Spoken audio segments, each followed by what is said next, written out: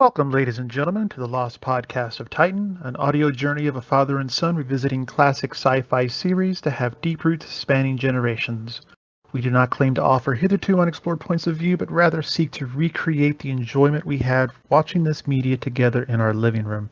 So I invite you to pull up the episode or movie in question on your favorite streaming or physical media device and join us for live commentary throughout and post-viewing thoughts and tangents. Thank you and enjoy the show. Hello, ladies and gentlemen. Welcome back to our podcast. Our podcast was still currently no name. We're actually coming up with some. It's just there's a amazing number of Star Trek podcasts out there in the wild. I thought we were treading new ground. Apparently, we are not. Assholes, every single one of you. Assholes. Hailing frequencies. I've never heard of you. But your podcast is probably great, with in-depth knowledge and insight, pointing out things I never considered. I don't care. That was an awesome name. I wanted it. Trick assholes might have worked. No, we can't do that because it's got to be at least family-friendly name for the services, I think. It has to be at least a family-friendly name. I was going to say, we sort of left the family-friendly train a little. Yeah, like, ladies and gentlemen, if you didn't listen to our last episode, the pilot, you really should go back.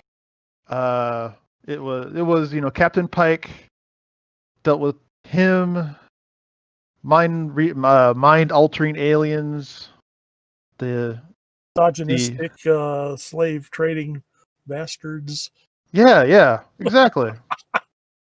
Like, I'm still upset. Like, it's in my two favorite franchises, Star Trek and Star Wars, where there's this major slave trading empire that they're just like, what are you gonna do? I wouldn't say it was a major slave trading empire. I mean, if it wasn't a major slave trading empire, why does Starfleet allow it to exist? Is what I'm saying.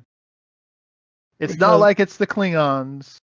As I suggested at that point, the Orion worlds are not formally part of the Federation. I mean, keep in mind, as you'll see later on, Orion also maintains a very vigorous pirate activity. So it's not just slave trading, it's piracy. It's the Wild West of the Federation, I guess. It's the Wild West. It's the frontiers. Hive of scum and villainy. Yeah, but it's like we're supposed to get Han Solo in the hive of scum and villainy, and we got Jabba the Hutt. But anyway, so next up, I had an idea. Why don't we try starting this episode? Our listeners are here for our commentary, and sometimes the pre-show commentary is just as good, if not better, than the actual show commentary. Maybe allowed somewhat off-subject, tiny bit of editorializing. Well, it's true. I saw recently where apparently someone is reviving Thundercats. Again, I guess. I'll have to go back and look, but someone was upset that the media wasn't commenting on this. And my mental response was, well, in the first place, I think there are a lot more pressing issues to be focusing on. And in the second, not everybody in the world is a Thundercats fan. Well, yeah, we call those people Philistines. But anyway, okay. Okay, enough editorial. Yes, this is not the Thundercats podcast. The Philistine podcast. Philistine. Frankenstein's sister. But yes. Okay, so now we're up to the actual first aired episode. This is the second pilot. The second pilot, right? Which was the fourth aired on TV. I should point out here an interesting fact. You of course are not so young that you're not familiar with Lucille Ball. I'm familiar. Yeah, she funded the show or produced it. Yes, exactly. Her company Desilu gave us both Star Trek and Mission Impossible. She's 1 for 1. Got it. I mean, she's 1 for 2. Got it. Okay, got it. Oh, a lot of people liked Mission Impossible. Yes, we've gone over this. We call those people Philistines. But anyway, she saw something. She saw enough of something in the first pilot to go ahead and green light the second pilot. Yeah, she saw Leonard Nimoy, who I might point out was also in what? Mission Impossible. Oh, this is really hard to figure out. Really, it's difficult. It's really difficult. I just can't fathom it. Oh, God. So now Okay. we go into speculation on the hots that Lucille Ball may have had for Leonard Nimoy. What speculation? I would prefer not. It's I would it's prefer just logical. Well, I would prefer more documentation, but in the meantime, we can let the audience scurry about the internet looking for that. Yes. So here we have Kirk, who I think I like better than Pike. Well, I don't think you could like anyone less. True. Oh, I guess, yeah. So, ladies and gentlemen, if you'd like to watch with us, go to your favorite streaming service that has Star Trek the Original Series. This is Star Trek Where No Man Has Gone Before. And go ahead and pause here. And when you get back, we'll start it. So I hope you got it set up. I'm going to press play in 3, 2, 1. Not a professional. I try. You do very Dun, dun, well. dun. Now look at that backdrop. Oh my God. That is good. Well, keep in mind, this is the remastered version. Wait, what? This came in. What we're seeing here are the episodes that were later in the, I guess, in late '90s, early 20s. Wait, so it has the updated special effects? Yes, these have the updated special effects. Ah.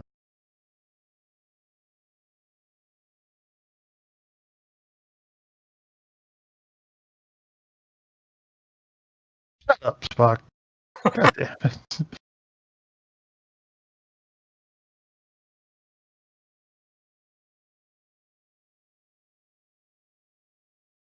More, Also, wait, well, is he go just, ahead. like, now irritating? He has to think about what it means? Oh, yes, it's an emotion.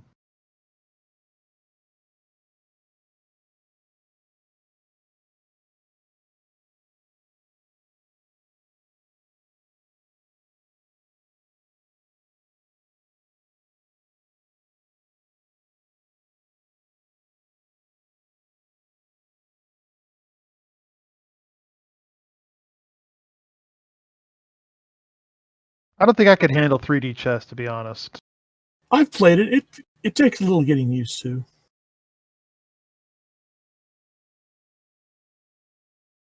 He's out of uniform. What the hell? What? He's not wearing red. That's They're bullshit. still getting the details worked out. You'll notice that Nimoy was also wearing a command shirt. Yeah.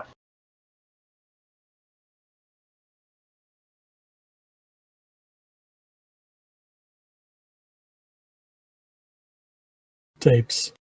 Yeah, I know. Yeah. Oh my God. Actually, wait, no, I shouldn't say that. Tapes are actually still widely used, specifically because they can hold so much data and are so durable. So, all right, fair point.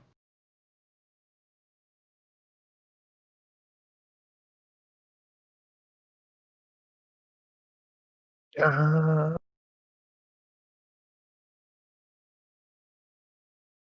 dun, dun, dun. So I can't really remember what this episode is actually about. So this is actually pretty good. Oh, okay. So you're liking it so far. Well, I mean, we got the standard something's going on. He's probably going to bite him in the ass, But at least it's not the holodeck, so Thank that's a God. plus. Yeah, thank God. If the holodeck was on the original series, they wouldn't make it out of the star system of Earth's star system. Yeah. You won't see the holodeck until an episode in the animated series. Oh, really? So Right. it wasn't the Next Generation. Oh. Oh. Well, it depends on your feeling concerning the animated series.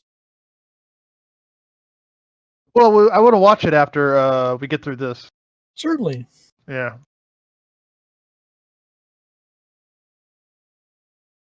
Dun, dun, dun. Notice the activity in the corridors. Later on, the budget won't allow for more people in the corridors like they have here, but here you got a nice busy ship. Yeah. Oh, shut up, Spock. Oh my God.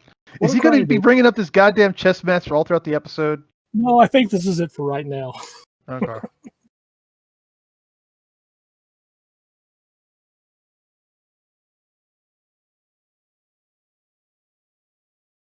It's also a really interesting time capsule. Like they're trying really hard to be diverse, and like they have people of color and they have women on the bridge.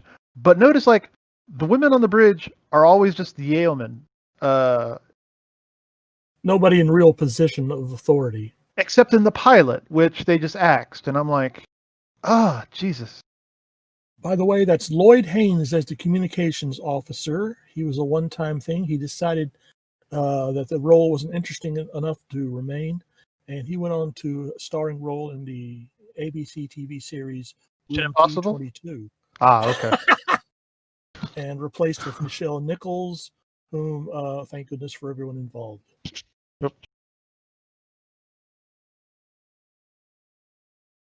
God damn, everyone's coming up onto the bridge. Holy shit.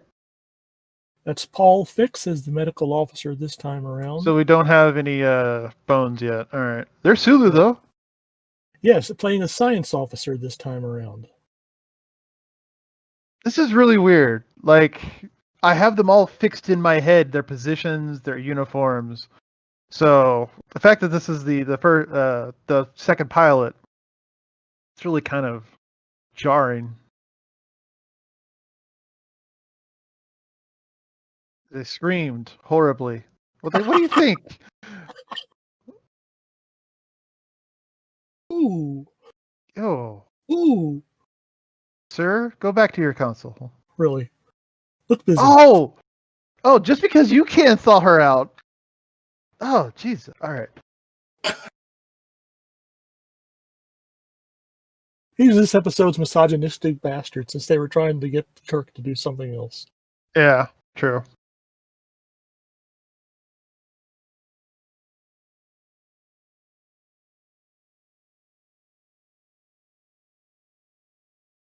So, like, I'm wondering, is he listening to an audio log or like very quickly transmitted computer codes that? He can sort out. Yeah. Yeah, this was before they came up with the little earphones, but I think that's what we're doing here. He can't possibly be getting all that from audio recordings. Oh no. Deanna Troy, stop.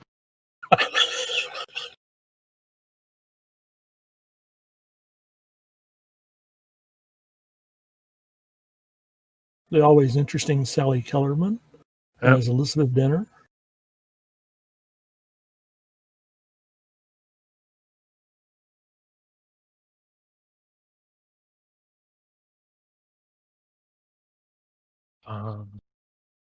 And like, they're just standing there. Like, what was the director thinking?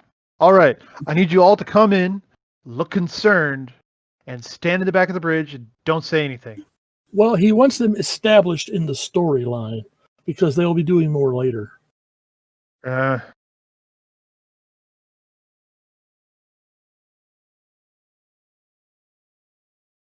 Communications officer wearing a blue shirt. I don't think they had red at this point. no, I don't think anyone dies. You'd be wrong, but that's maybe I shouldn't have given that out.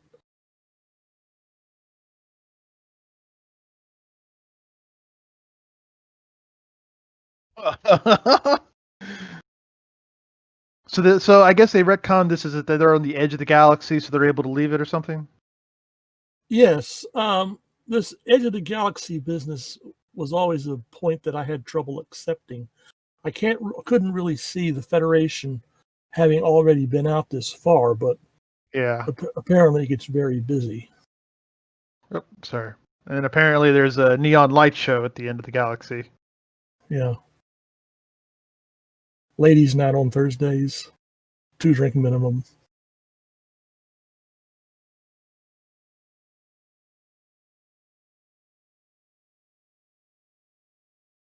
We hear you. You're right across the room, my dude. He did that a lot in the early episodes.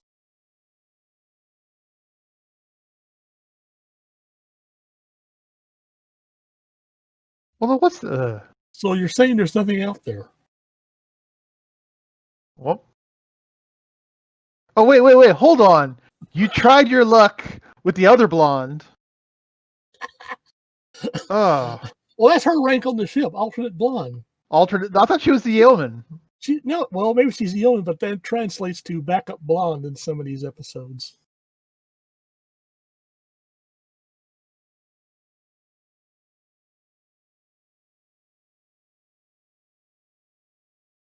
Still good music, though. It was Alexander Courage did his, best work for this, at least I think.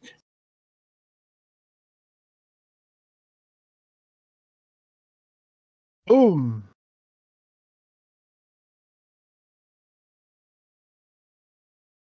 See, like, I'm surprised anything still works.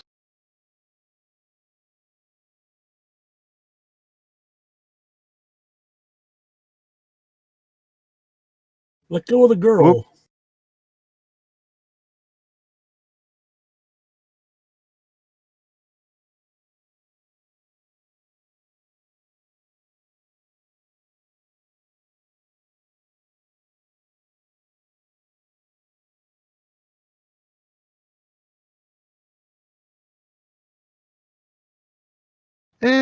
I kind of like the new special effects, but I kind of wished I had seen it with the original. I generally favorite the new special effects. There are a few exceptions, which I'll point out as we go along.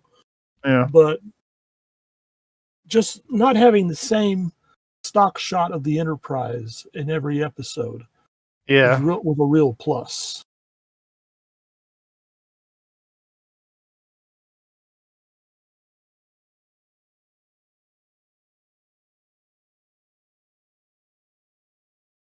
Oh, so the gravity is variable. Okay, all right.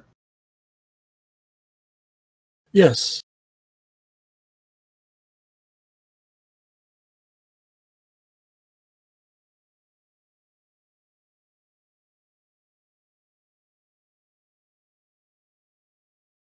Those were To get contact that shot, lenses. Those were yeah, like contact lenses, and yes, they were uncomfortable. I was about to say, like that can't be comfortable at all. No. They were also hard to look through, and you'll see the Mitchell has a tendency to look upwards, which gives him an interesting sort of expression. Yeah. But that wasn't because of the way he was. It was because he was trying to handle the contacts.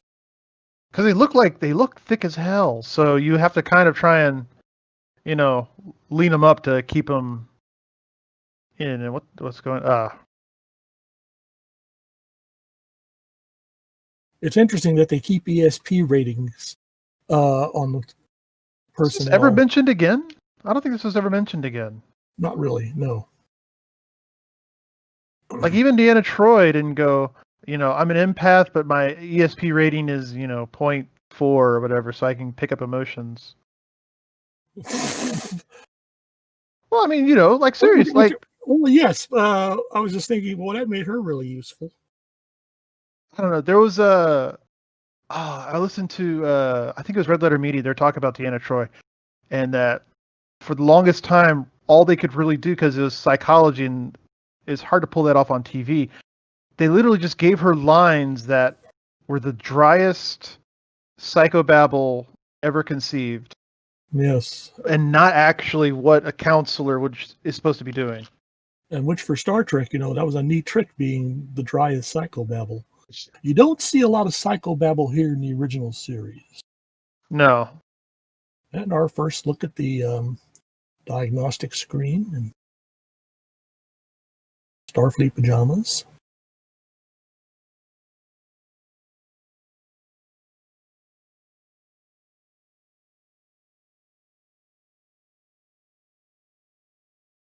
Got his own little TV. And wait, oh wow, so it's like the text is on the screen. Like, holy shit.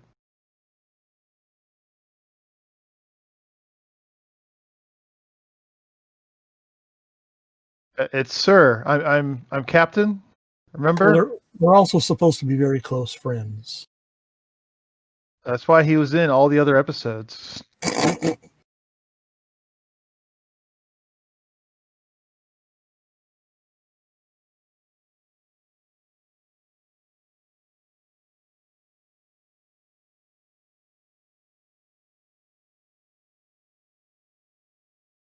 It's kind of like an opposite Kubrick stare. Also known as the Michael Bay. All right, awesome.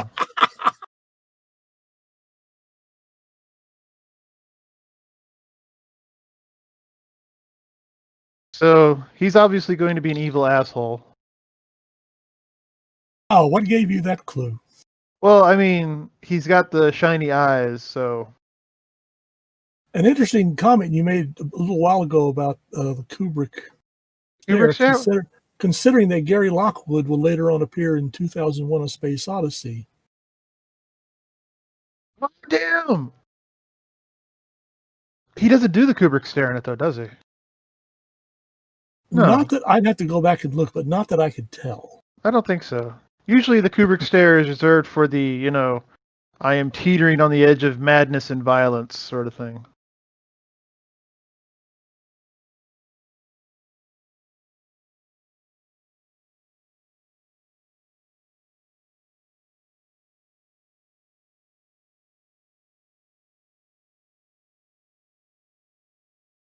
This was not, by the way, Lockwood's Finest hour? No, I know that. only appearance at a rodeo. He would also do the TV pilot for a science fiction production called Earth 2. Heard of that vaguely. Not bad, but he's done better. He also did a $6 Million Man episode and an episode of Night Gallery. But that would be just about it as far as genre work. Otherwise, it's regular westerns, spy, action series, things like that. Also, it's like, my dude, your eyes are very freaky. You're not going back to duty until that's fixed. I'm sorry.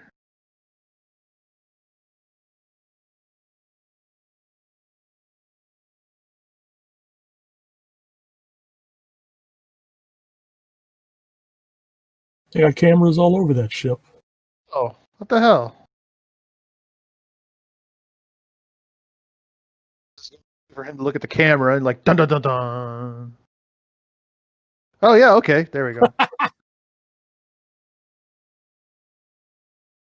Also, like, you're not coming back to duty until you stop being creepy as hell, okay? That's right. It's against Starfleet regulations. Be creepy. Yes, or being creepy as hell. That's right.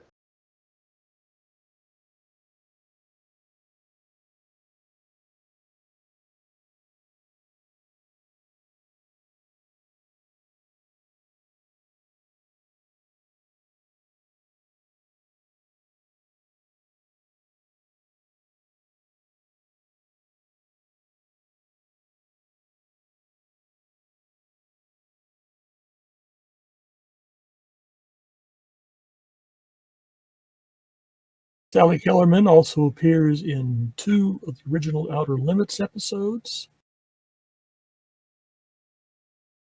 Let's see. She was also became really noticed when in 1970 she was Margaret Houlihan in the MASH movie. And she was in a Twilight Zone episode and an Invaders episode.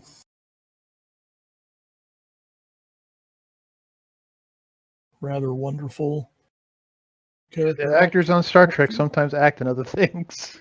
Yes, amazing. A pity this habit wasn't continued.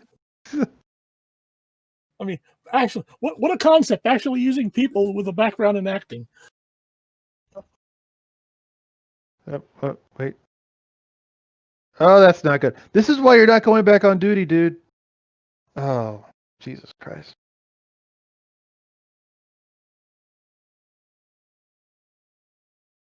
Gotcha.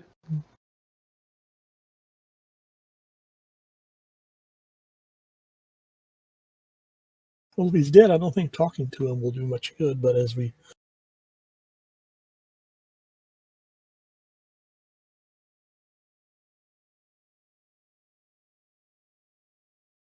If I was like growing an unlimited power, I don't think I would purposely let myself, go flatline. Because what if you can't come back? I know, but he's feeling cocky. I mean, this is like Buckaroo Banzai going through that mountain. Like, I mean, just point the rocket at it and watch from a distance. You don't have to drive it. Yeah, but it was cool. Yes, it was cool, but stupid.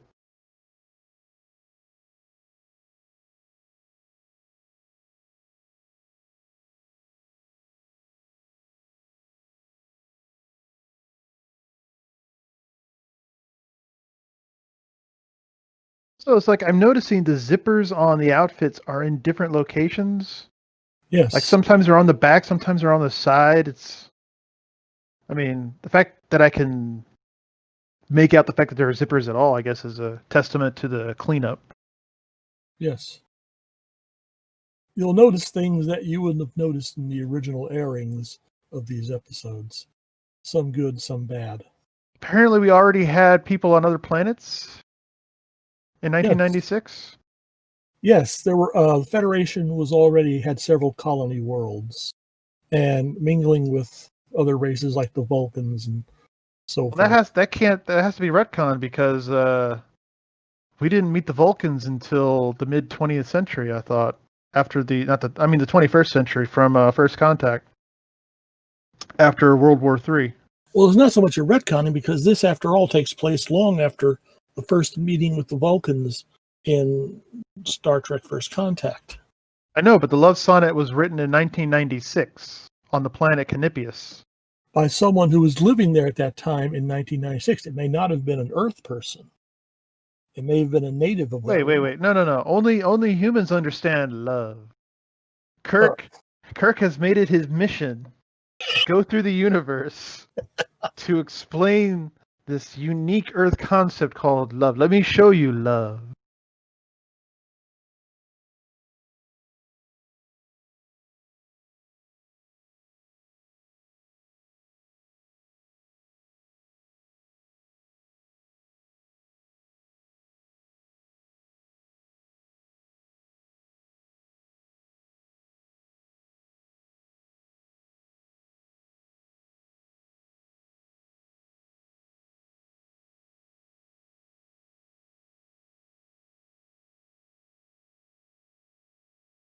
All fools. Dun dun. Oh. if only they had a single neck.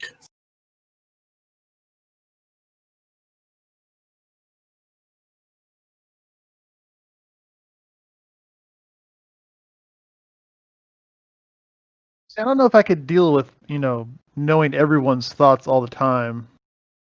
It's like something you would want to turn off.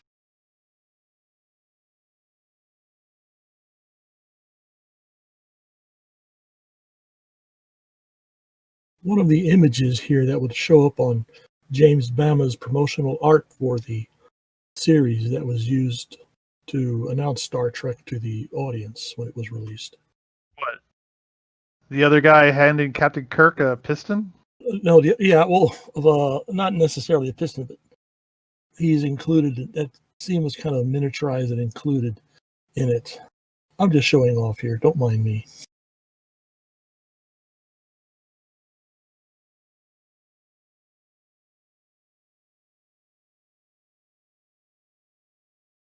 Yeah, he's not breaking down almost in tears from the stress of it. Uh,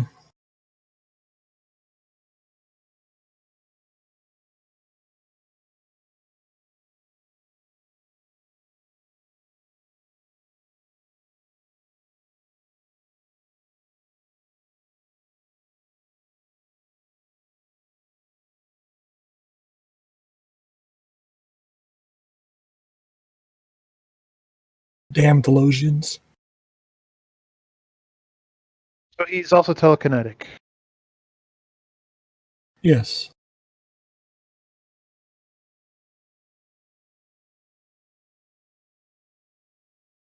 See Spock actually slipping into his Spock persona in this episode.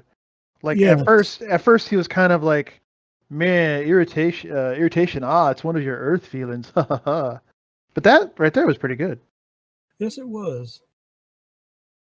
Very, very, very early on in the development of Star Trek, Spock was originally meant to be a Martian. But they later made him a member of a extrasolar race. That probably worked out for the best, but it also probably explains why the Vulcan was supposedly a like an arid planet. Right.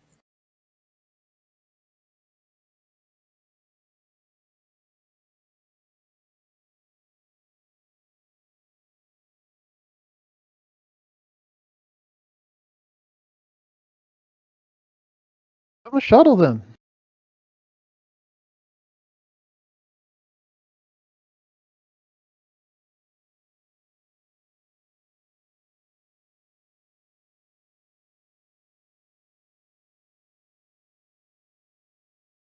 That was an interesting bridge. I mean, that's an interesting briefing room set, but I rather am glad they went with the one they settled on.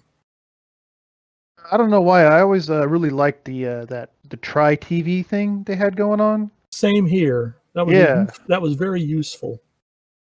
and like a very simple kind of computer. We just kind of shoved a tape. I think it was either the top or the side. You know. Yeah, here we are still at the edge of the galaxy, and yet there's an automated mining station. Yes, a lithium automated Lithium mining. Like conveniently within range.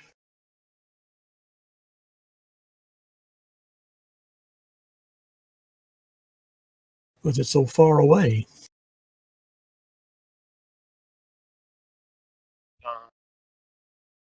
but has he done actually anything purposely malicious? Well, you could consider manipulating the bridge controls not in the best interest of the ship.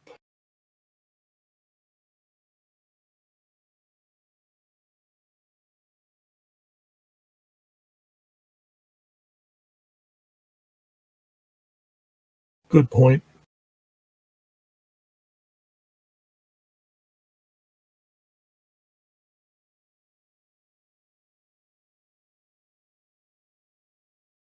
Why not just simply, have a conversation with him? Like, look, you're growing more powerful than we can possibly imagine.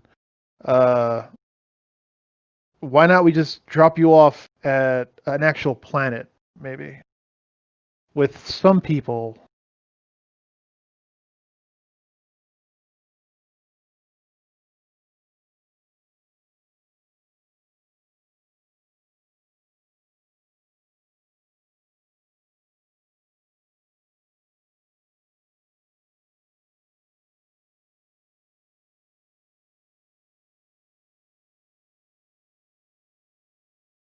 Like, there has to be a better solution.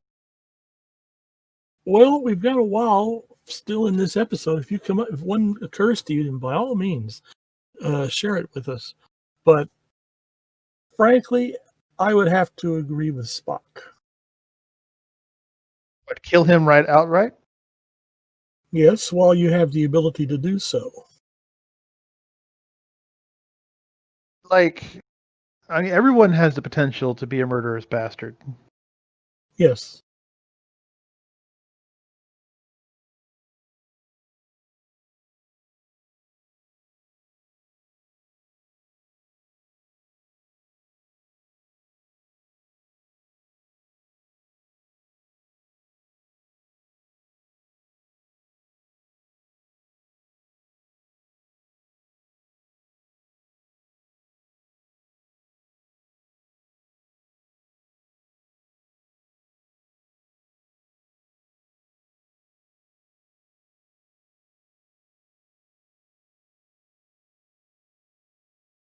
I mean, he wears a face. Like, you don't see him wearing a phaser any other time in the episode that I recall.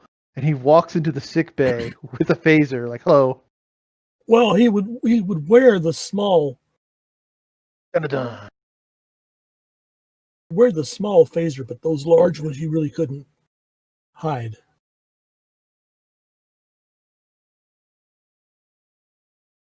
So it's difficult to have a villain whose name is Gary. It's just, I mean, like they have Khan later on. That's a fucking villain's name right there. Here we have Gary, and this is the Gary. pilot. We got to give it some zing, some zazz.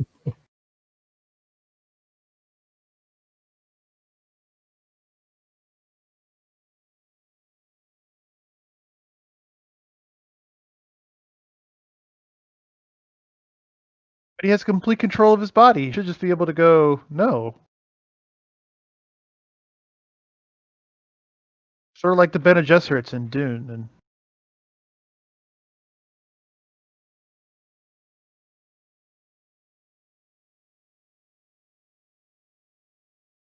also, you're basically making it impossible. Like you're, well, what am I trying to say?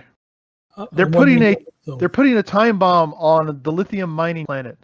That's actually a very large plant. Oh my god! But like they can't come back for it. By the time some ship comes back, he'll be so powerful. He would be like the god character from Star Trek 5. I'm sure they would have warned all interested parties to stay away from Delta Vega.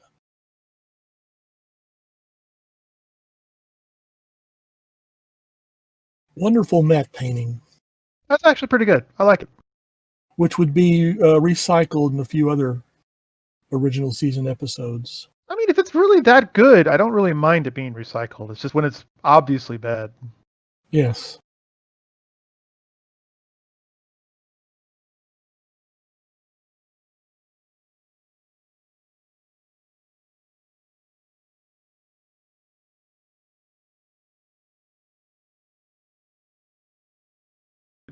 Beam up then. Like he's a telekinetic.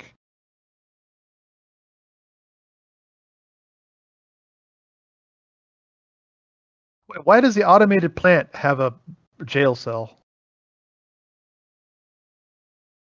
Maybe, well, there are people who visit there occasionally, do the loading of the ore and Things stuff. are so bad they have to have a jail cell ready? People might just get a little crazy. Yeah. At that point in time, I don't think a jail cell will help. It's like the thin veneer of the civilized federation is, you know, is washing off.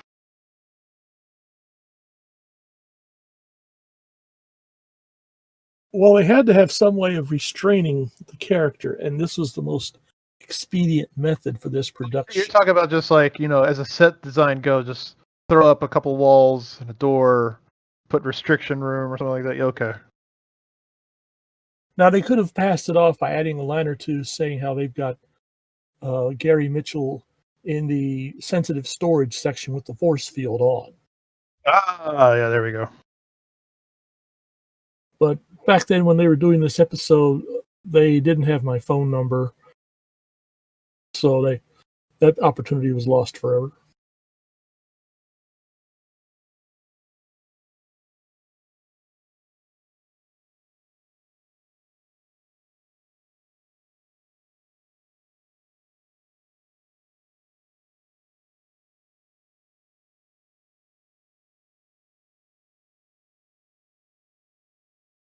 Actually, he's playing chicken, or actually, Yeah. he's playing possum. But the moment's passed. He controls body too. Shouldn't he be able to make his eyes normal? He could have played dumb and be like, "Oh yeah, I'm perfectly fine." Da da da da. Wasn't that weird of how my eyes were all shiny? Huh? How about I go back to my station? My station's on the ship with all those controls. Yes. Well, back then, people were a lot more open and trusting.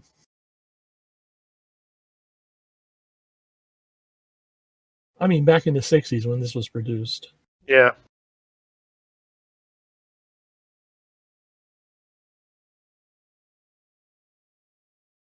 Plug and play. All right. I can dig it.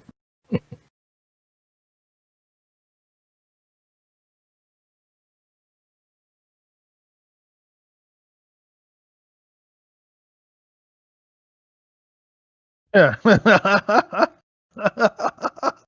This would be the only appearance of the phaser rifle prop.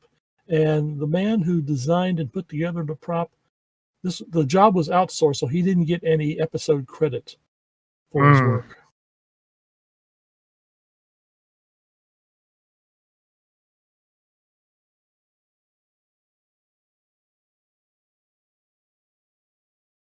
Looks familiar. Like, I wonder if it showed up somewhere else too.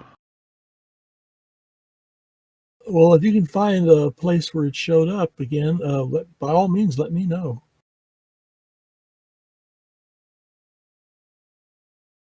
Phaser rifle.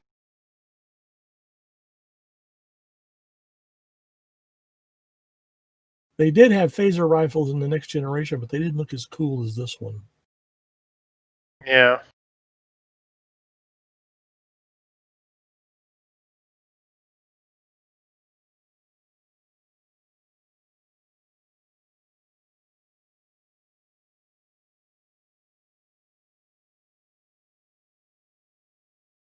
Oh. So I don't see where it might have been used in other series, but apparently the inclusion of the phaser rifle was one of the things that actually helped sell the second pilot. Well, it looks cool. It does.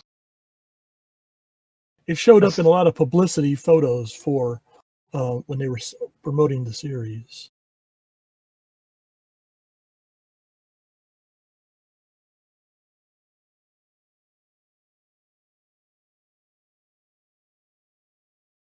That panel in the background would later show up as a regular feature in the Enterprise engineering room. Well, I mean, they're using the same power cells, so maybe it's kind of like a standard issue. And by the way, those aren't real blinking lights. You have two people back there moving little colored strips of cloth behind the openings, making it Really? look like blinking. Yes, making it look like Oh. blinking lights.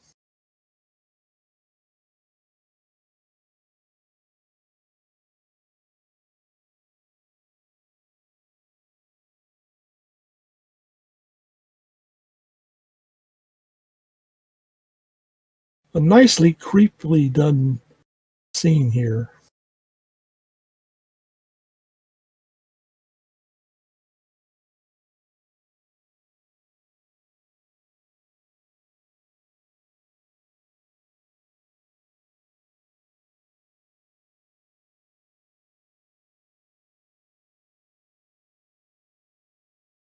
See, Now she this, was.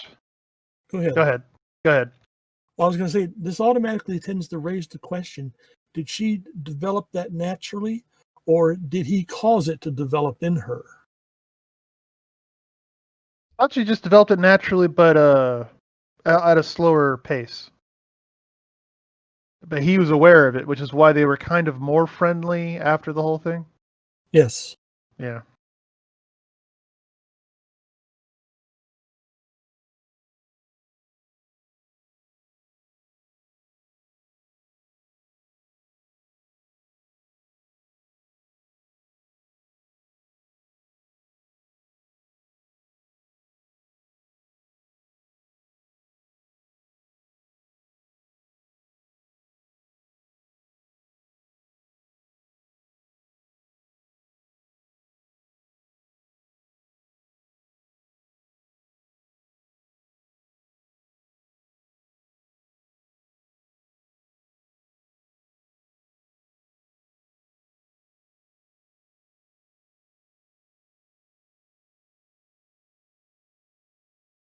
Lithium. Also, like, what a shit plant. Like, get back to the ship.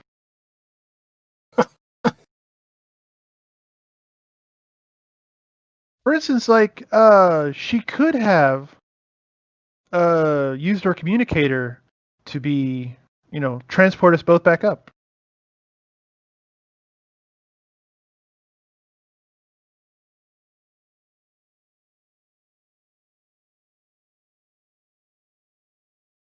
Well, I guess it's not that bad if you can make your planet.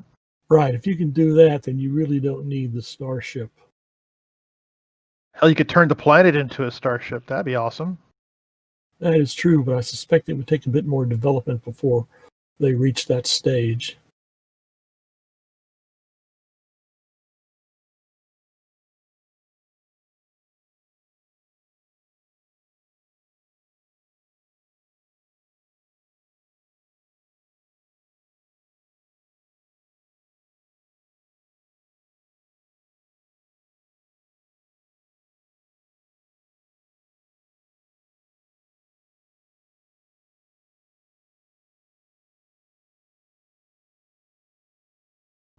Sneak.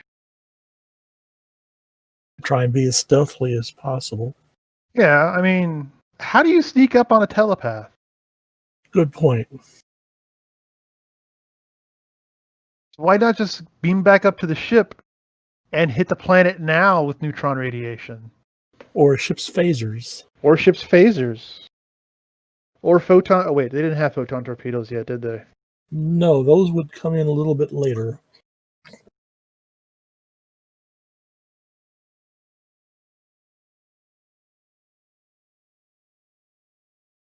And that, yes.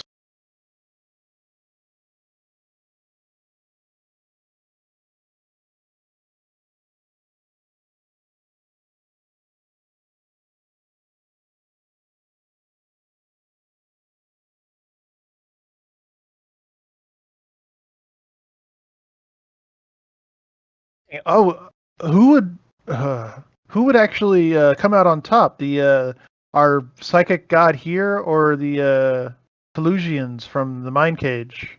Like, could they make him think his mind was actually working like it was working? That's an interesting point. Props to the production crew for being able to produce alien-looking food at a drop of a hat. That's just what? That's just a pomegranate, right? Maybe. A bit big for a pomegranate. Some of them, if you looked at when the bush first appeared, some of them look like pears or gourds of some kind.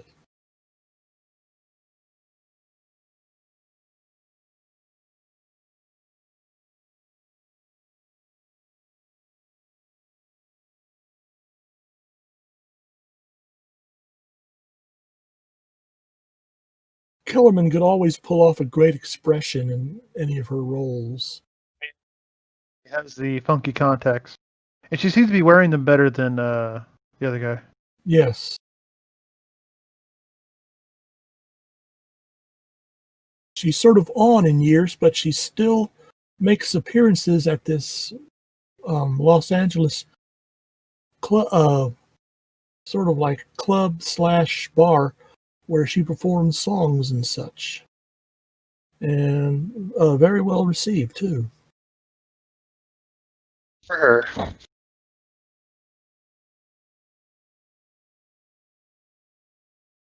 Good idea. Yeah, like I'm failing to see what the issue is. Kirk is taking personal responsibility, maybe too personal, for what's happened.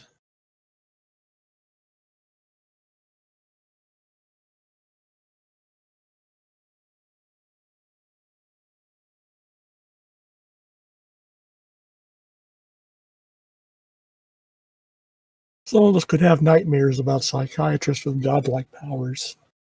Thank you. Nope, I'm out. Mm-mm. It's bad enough with Deanna Troy, who can sense your feelings. Like, stop. No. I sense you don't take me seriously. Yes, that's just the writers. I'm sorry. Take it up with them. We'll wait until like season 4 or 5, I think.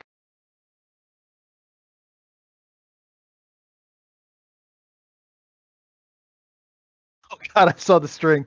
I don't think the remaster is all that good. Yeah, like I said, there are drawbacks. Oh no, that was really bad. Oh my God. I'm keeping my eyes open. I know the scene exists somewhere, but there'll come a scene in sickbay where you'll see a discarded newspaper up against one of the beds. That's not so bad. Oh, and you do know that the doors were not automatic, but they had They had two guys on the other each side. Open it. Yeah. There's an episode in the original series where if you look at the right point, you can see the guy not getting out of the way fast enough.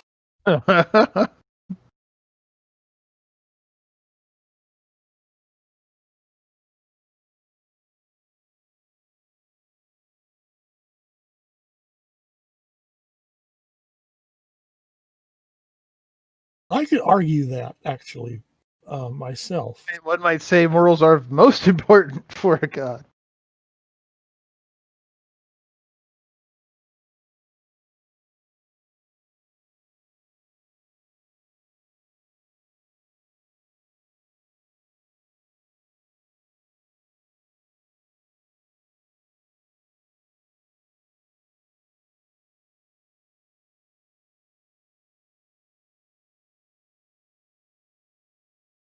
I'm actually surprised that all this mention concerning gods made it past the sensibilities of that time when they were making this episode.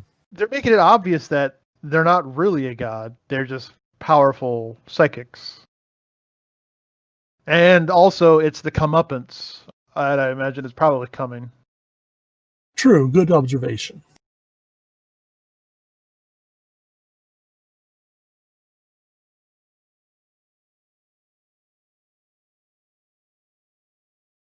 The lightning bolts, by the way, are not remastered. That's how they appeared in the original episode. I figured they were remastered, but this isn't that bad. Because the special effects back then were not as advanced as what we're used to. The production crew had to really use their imagination to come up with this sort of thing. Which brings me to a constant point I have that today's special effects people are just lazy. They just press a button, let the computer do it rather than using their imagination. It actually takes more effort and more skill. Like, you can make a special effect, but to make it actually look good using a computer also is its own artistic endeavor. Well, yeah, there's no direction. You have to keep directing. The Ray Harryhausen films, for example, still stand up to this day because Harryhausen was directing his special effects the way Charles Schneer, one of the other directors, would direct the human characters.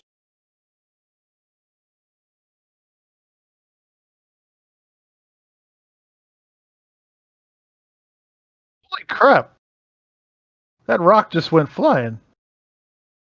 And you didn't see the wire either. I don't know. Almost like it was made of foam rubber or something.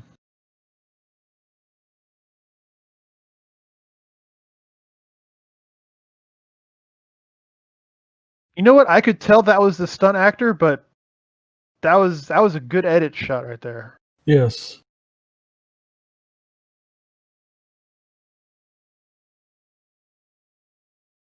Oh. Oh no. Ooh. God fall down and go boom.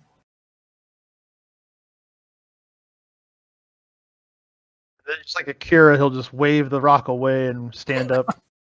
Ah, shit. You can get up now.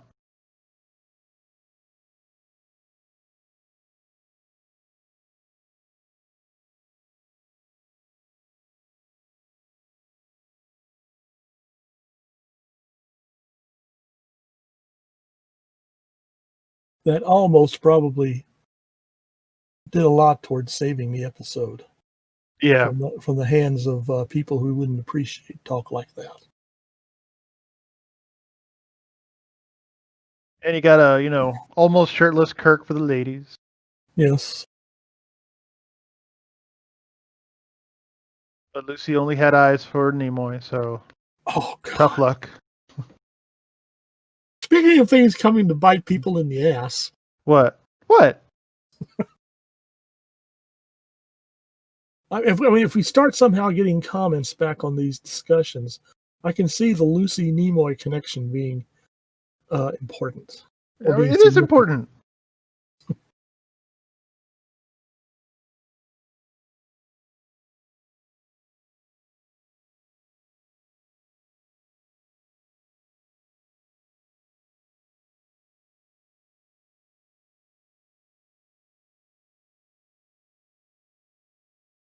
Hey, lies are not logical.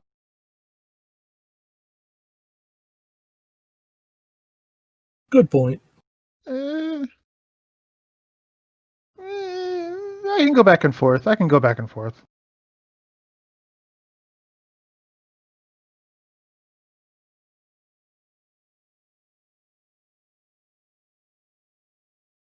Dun, dun, dun.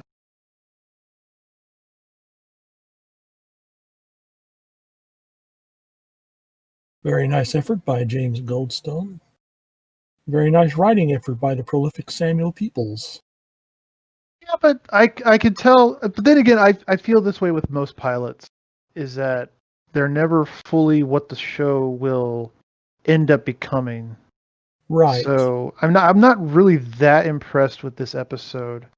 But I can Well, also see lots of little things in there that they would later grow and figure out what it is they're trying to do, what it is they're trying to say. so did the first episode, The Cage, impress you more than the second pilot? Let me just Actually, throw that out yes. at you. Okay, like the general plot and pacing of The Cage, I felt was more Star Trekky, I guess. If they had just gotten the right formula, like swap out Pike with Kirk, uh, get Spock more Spocky, you know, get DeForest Kelly in as Bones, rework a few things, have Kirk show her the way of love in the cage while trying to Oh, escape. Lord. What? No. That's total. No. Go ahead. I'm right. You know I'm right. The ratings would have been through the roof. Well, when we get to the two-part episode, The Menagerie, with the combination of this Star Trek with the first pilot, this will no doubt be under discussion again. Well, yeah, but also I remember that the ending of that one has Pike returning to the planet to basically be under the care of the aliens and to be with the girl who maybe he fell in love with. I'm not entirely sure. But at the end of the pilot, she went off with an illusionary Pike. Right. So she has this whole life, or I guess several years in this case, with this imaginary lover, Captain Pike. And now here comes the real Pike. Like, do they just start over again, or because that would be real for her? Well, she knows it's an illusion. Well, I will point it out. I will point out my theory on this, but I'll save it for when we You'll save actually it? get to it, because it would help. It'll help more to have the visual support of the episode. But I Yeah, already that's have. true. Yeah, nudge me when we get there to the end of the menagerie, and I'll remember to bring that issue up. All right. Hopefully, I'll remember to do that, and hopefully, that y'all enjoyed this episode Yes, and our very much so. commentaries. Like to think of this as we're in the living room and you're just watching it with us. Clapping your little hands and enjoying the whole Michigas. Michigas, yeah. And in our next installment, we'll be firmly into the original series. No more pilots. We'll be straight into the Star Trek, the original series. Man Trap. Why is the Man Trap does sound familiar? Yes, it was that? an episode of the original. Shush. No, I mean, like, I think I actually remember the plot of this one. Series. The original episode, by the way, was the Unreal McCoy. Let's see, Professor Archaeologist Station.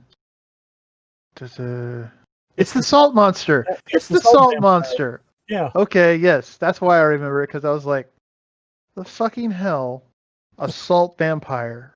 Really? We're going to go with the salt vampire. All That's right. how it was popularly known. But I like this is Star Trek sort of ended up like the original Outer Limits. Not so much remembered. People won't always remember the titles, but they'll remember any particular monster or something that appeared. There's we're going to watch the Man Trap, and people will say, "What? The one with the salt monster? Oh yeah, that one. Okay, That one. Yeah. Oh god. But there are other episodes coming up that I will be glued to the screen because I love them so much. Like I know. Balance of Terror. I can't wait for that one. And Someone said that was the best submarine fight ever put on television. yes, the comparisons between that and The Enemy Below were, to some people, very overt. Myself, I'm looking forward to not only Balance of Terror, which I also enjoy, but the Corbomite maneuver. Oh, that's right. I think you showed that to me once because I was at that age and I'm like, well, what's the biggest ship in Star Trek? And you mentioned, I think, the Corbomite maneuver, and you showed it to me, and it was very impressive for a giant Christmas tree ornament. But it was suitable in like Just think of the tree that was attached. But thank you for joining us, and we hope to see you again next episode. Yes, live long and prosper. Get the hell out of here.